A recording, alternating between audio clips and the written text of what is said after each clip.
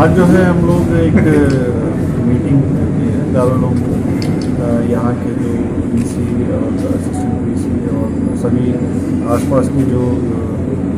मदरसे हैं वहाँ के जो संचालक उसके साथ भी मीटिंग हुआ और आने वाले समय में शांति व्यवस्था को लेकर भी चर्चा हुई और सभी तरफ से पूरा कोऑपरेशन हमको मिल रहा है। पॉजिटिवली सभी लोगों ने रिस्पॉन्ड किया है और सभी लोगों से मैंने हमारे पुलिस प्रशासन की ओर से सरकार की ओर से अपील किया गया है कोई भी सोशल मीडिया में कोई व्हाट्सएप फेसबुक ट्विटर पे किसी भी अफवाह पर ध्यान नहीं देना है और शांति बनाए रखने के लिए गवर्नमेंट से कोऑपरेशन।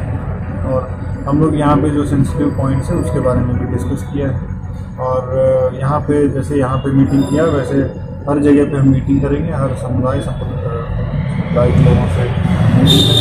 सभी को कॉन्फिडेंस मिलेगा। सर क्या बाद में मस्जिद के फैसले को आने को लेकर सुनी है मीटिंग? आने वाले समय में हर त्यौहार पर्व और ये जो भी संभावनाएं आने वाले समय उसको लेकर ठीक